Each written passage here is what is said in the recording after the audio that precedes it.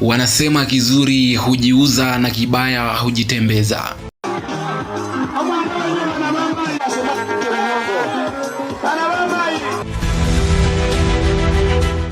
Na msemo huu unaendelea kujidhihirisha katika eneo bunge la Cherangani, kaunti ya Trans Nzoia,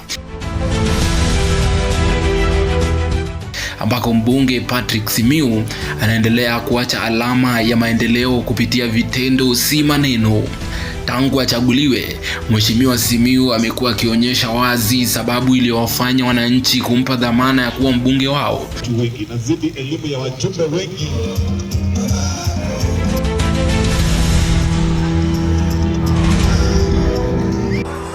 Wakazi wa Cherangani watakueleza mengi aliyoyafanya, lakini aliyojitokeza zaidi ni juhudi zake katika kuboresha miundombinu na kuinua sekta ya elimu.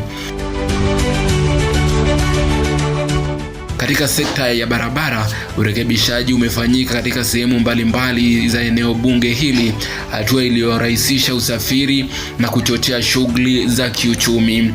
Wakati huo huo, kupitia fedha za CDF, mbunge huyo ameimarisha elimu kwa kuhakikisha wanafunzi wengi wanalipiwa karo, jambo lililopunguza mzigo kwa wazazi na kuongeza mahudhurio shuleni. Na mwaka uliopita, Mheshimiwa Patrick Simiyu alinunua na kukabidhi mabasi 10 ya shule kwa taasisi mbalimbali za elimu katika eneo bunge la Cherangani. Hatua hii ilipokelewa kwa furaha kubwa na kusifiwa na wakazi, ikionekana kama suluhu ya kudumu kwa changamoto za usafiri wa wanafunzi.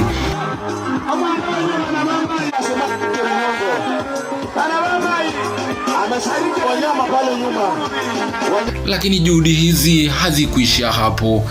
Mwaka huu pia mbunge wa Cherangani Patrick Simiyu ameahidi mabasi mengine 3 sambamba na ujenzi wa vyumba viwili vya kisasa vya ghorofa katika shule za upili za Kongasis na Sibanga, mradi utakaogharimu takriban shilingi milioni 60. Kwa wakazi wa Cherangani, haya sio mafanikio ya kawaida, bali ni ushahidi wa uongozi unaoelewa mahitaji ya wananchi na kuwekeza katika mustakabali wa kizazi kijacho.